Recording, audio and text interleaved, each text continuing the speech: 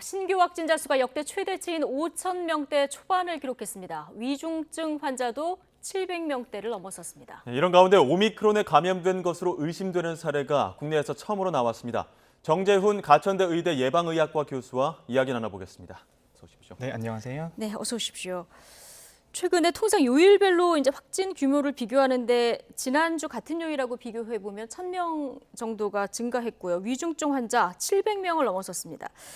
단계적 일상 회복 저희가 조심스럽게 시작하면서 확진자가 늘 거다 예상은 했었습니다만은 조금 조마조마한 상황으로 보이기도 하거든요. 어떻게 보십니까? 네, 일단 지금 상황이 유행이 급격하게 증가하고 있고요. 그리고 유행이 증가하는 속도보다 중환자가 증가하는 속도가 조금 더 빠른 측면이 있습니다.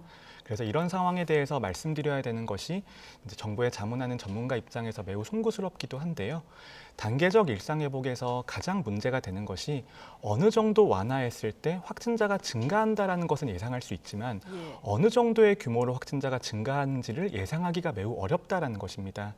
하지만 단계적 일상 회복이 5주차에 접어들면서 단계적 일상 회복 1단계의 효과가 어느 정도인지 드러나는 시점이라고 생각을 하고요. 지금 유행 상황을 보면은 일주일에 확진자가 15 내지 20%씩 증가하고 있습니다. 그렇다고 하는 것은 앞으로도 다음 주에 있어서는 몇백 명 단위로 더해지는 것이 아니고 곱해지는 개념에 가깝다라는 것이죠. 곱해지는 개념.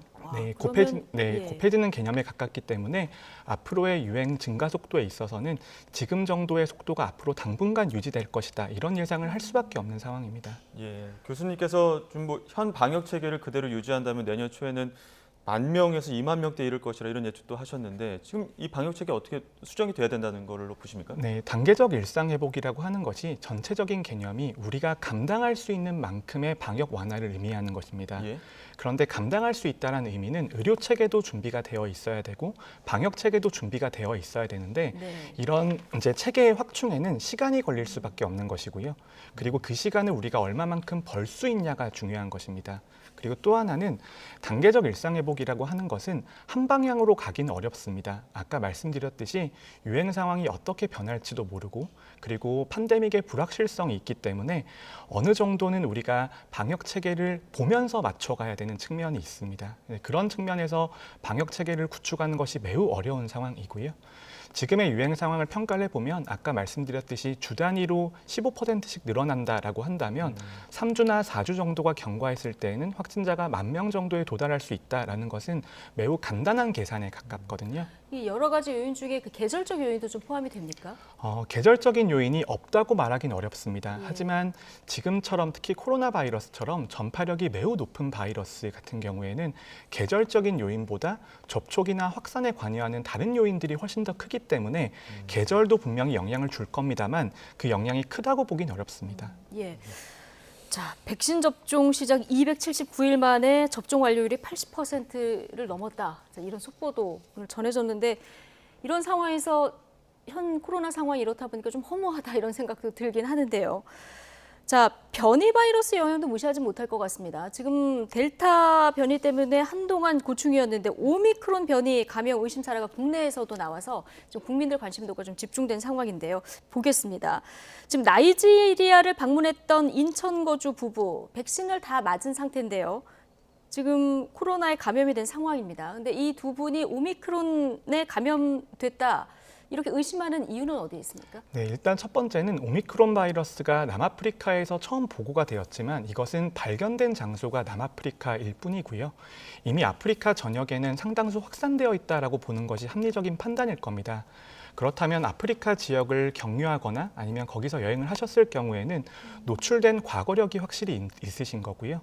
그리고 돌아와서 검사를 하셨을 때 우리가 변이 바이러스를 검출하는 여러 가지 방식들이 있습니다. 하지만 델타 변이 바이러스가 아니라는 것은 명확한 상태이고 그리고 유전체 염기 서열을 일부 분석을 했을 때 특이한 패턴이 발견되었기 때문에 그럴 경우에는 전체 유전자 염기 서열을 분석할 수밖에 없습니다. 거기에는 조금 시간이 걸리는 상황이고요. 하지만 그래서 조금 시간이 오래 걸리는 거군요. 하지만 이상 신호가 확실히 확인이 되었기 때문에 거기에 대해서 조금 더 면밀하게 조사를 하고 있는 겁니다. 예, 지금 울산 지역 코로나 확진자 2명도 오미크론 변이 의심 사례로 지목이 됐었는데 이유가 독일과 네덜란드에서 입국하면서 의심을 받았습니다. 근데 지금 감염 가능성이 오미크론으로는 감염 가능성이 크지 않다 이런 연구 결과가 다시 나오고 있거든요. 이 부분은 어떻게 보시는 건가요? 네, 앞으로도 이런 상황들은 반복될 수밖에 없습니다. 특히 오미크론 변이 바이러스가 매우 전파력이 높다고 알려지고 있고 유럽 국가들에서도 검출이 되고 있습니다. 예. 그렇다고 한다면 여행력만으로 우리가 모든 의심 환자를 확인하는 것은 불가능한 상황이고요. 예. 그렇기 때문에 이런 의심 사례가 나왔을 때 빠르게 진단 검사를 해서 확인하고 추적을 할 수 있게 시스템을 만드는 것이 매우 중요합니다. 예. 자, 전파력이 강하다 보니까 역학조사를 빨리 해야 되는 이런 상황일 것 같은데요. 일단 나이지리아에서 들어온 인천 거주 부부는 오미크론 변이에 감염됐을 가능성이 크다 이렇게 말씀하셨는데 그러면 이분들하고 같이 항공편을 타고 오신 분들도 있을 테고요. 이제 들어오셔서 접촉한 분들도 계실 텐데 여기에 대한 철저한 조사도 좀 빨리 속도감 있게 해야 되지 않나 싶은데요. 네, 이제 감염 가능성이 크다기보다는 감염 가능성이 있다 정도일 것 있다? 같고요. 예. 그리고 우리가 델타 변이 바이러스나 이전에 코로나19 대응을 하면서 해외에서 변이 바이러스가 등장했을 때 유입을 몇 주만 늦춰도 매우 큰 이익이 있다라는 것을 이제 알게 되었습니다. 예. 그렇다면 이런 사례들, 특히 해외에서 귀국하시는 분들에 의해서 유입되는 사례들이 있을 텐데 이 사례에 대해서는 정말 면밀하게 역학조사를 하고 접촉자 추적을 해서 최대한 국내 확산을 억제시키는 것이 현재 방역 상황에 있어서는 매우 큰 도움이 될 수 있고요. 그렇다고 한다면 항공기를 같이 탔던 분들 그리고 국내에서 접촉하셨던 분들에 대해서 최대한 많이 추적을 해서 검사를 해서 우리가 혹시 만일의 상황에 대해서도 대비를 해야 된다라고 봅니다. 네, 지금까지는 뭐 오미크론에 대해서 이 전파력이 명확하게 밝혀지진 않았지만 6배가 넘을 것이다. 아니면 광범위하게 전파를 할 것이다. 이런 우려들은 계속 나오고 있거든요. 지금까지 나온 정보들을 종합했을 때는 전파력 어느 정도로 파악할 수 있을까요? 아직까지는 보고가 된 지 일주일이 채 지나지 않았고요. 그렇기 때문에 전파력이라든지 백신을 회피하는 능력이 어느 정도 생겼는지에 대해서는 수치로 말씀드리긴 어려운 상황입니다. 예. 하지만 우리가 이때까지 경험을 보면 델타 변이 바이러스도 매우 전파력이 높고 백신의 효과가 감소되어 있는 상황인데 지금 남아프리카의 감시 결과를 보면 델타 변이 바이러스를 밀어내면서 차지하는 비율이 점점 늘어나고 있거든요.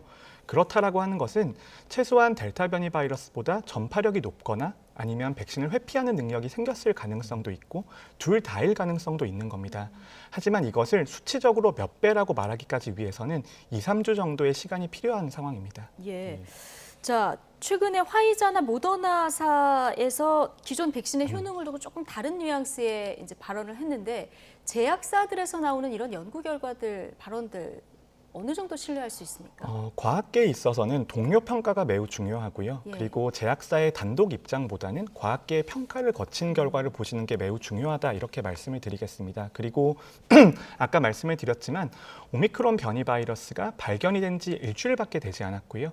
아직 실험실에서 실험 결과들도 쏟아지고 있는 상황이기 때문에 조금 더 정돈된 결과를 기다려 보셔야 된다 이렇게 말씀드리고 싶습니다. 예. 예, 지금 다른 국가들에서도 감염 의심 사례는 계속 나오고 있고 국내 유입을 막기 위해서 어느 정도 노력을 하고 있을 텐데 최대한 늦춰서 시간을 버는 것도 중요할 것 같습니다. 어떻게 하면 오미크론을 조금 더 최대한 막을 수 있는 방법들이 있을까요? 일단 첫 번째는 델타 변이 바이러스가 등장을 하였음에도 불구하고 단계적 일상 회복이 시작이 되면서 해외 여행하시는 분들에 있어서는 검역 절차가 완화된 측면들이 있습니다. 예.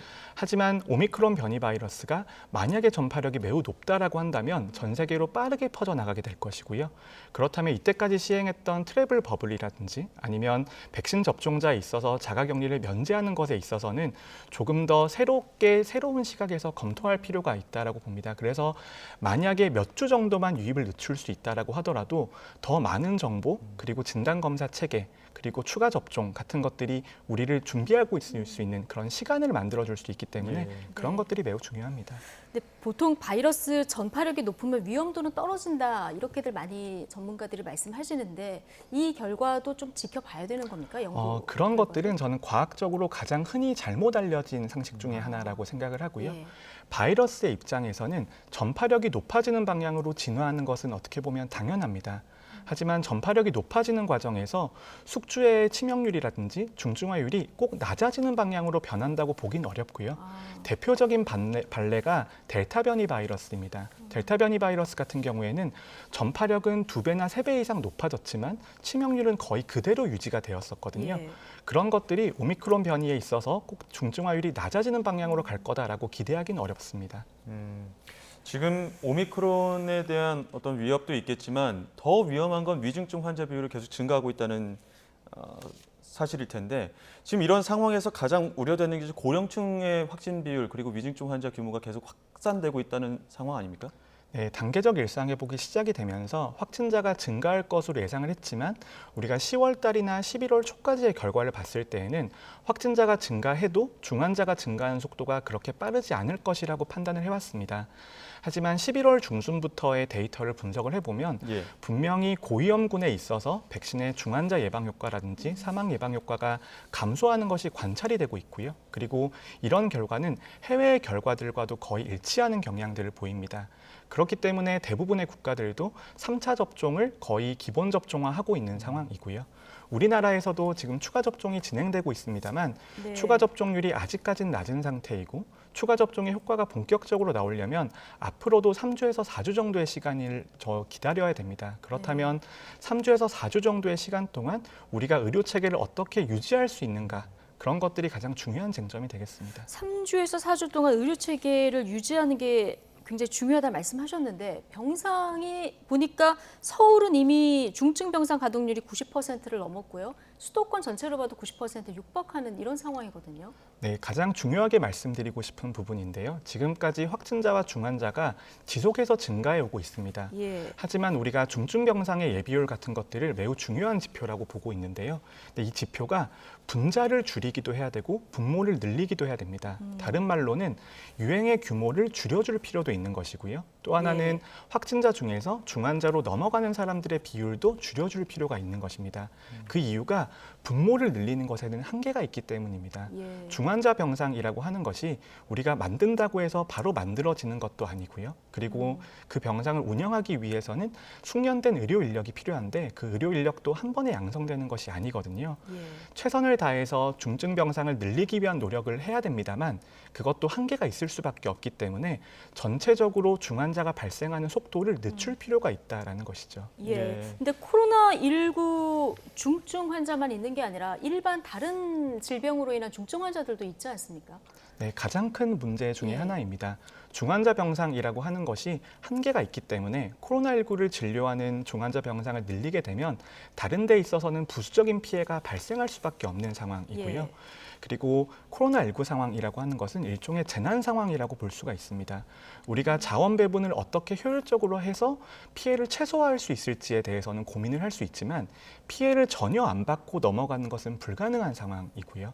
그렇다면 병상에 있어서도 코로나19 병상의 비율과 일반 중환자에 대한 병상의 비율을 면밀하게 조절을 해야지 피해를 최소화할 수 있는 겁니다. 예, 이렇게 병상 확보를 위해서 정부가 특별 방역 대책 내놓으면서 기본적으로 경증, 무증상 환자들은 재택 치료를 원칙으로 했습니다. 그런데 이런 부분에 대해서도 우려들이 많이 나오고 있거든요. 네, 재택 치료라고 하는 것이 단계적 일상 회복의 과정에서는 저는 반드시 필요한 요소라고 생각을 합니다. 예.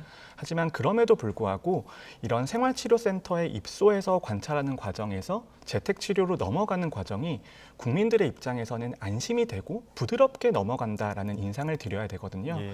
하지만 지금 병상 상황이 워낙 안 좋기 때문에 마치 병상이 없어서 어쩔 수 없이 재택 치료로 넘어간다라는 인상을 드리게 되면 아무래도 재택 치료를 받으시는 확진자께서도 불안감을 느끼실 수밖에 없는 그런 네. 상황입니다. 그렇기 때문에 재택 치료가 잘 정착되기 위해서라도 유행 규모가 어느 정도는 줄어들 필요가 있는 겁니다. 예. 근데 재택 치료 때문에 여러 가지 이제 궁금해하시는 분들이 많은데 이게 재택 치료를 원칙으로 하다 보니까 동거인들도 이제 격리가 되는 이런 상황이 있고요. 출근도 못하게 되는 이런 상황이다 보니까 여기에 대한 어떤 혼선을 좀 줄여야 된다 이런 지적도 많은데. 네, 일단 이 부분은 어느 정도 지침 개선이 필요할 것 같습니다. 예. 지금 재택치료 지침에 따르면 동거하시는 간병을 위한 가족 같은 경우에는 치료 기간 동안도 거의 자가격리에 준하는 생활을 하셔야 되고 네. 그리고 확진자가 완치되고 나서도 10일의 추가적인 자가격리 기간을 거치셔야 됩니다. 그렇게 되면 거의 20일에 가까운 시간이 될 수가 있는데 예. 그렇다면 생계에도 문제가 생길 수도 있고요. 그리고 자가격리 기간이 너무 길어지는 문제가 있기 때문에 이 부분을 과학적인 근거 바탕으로 좀 조정할 필요가 있다고 생각을 하고요.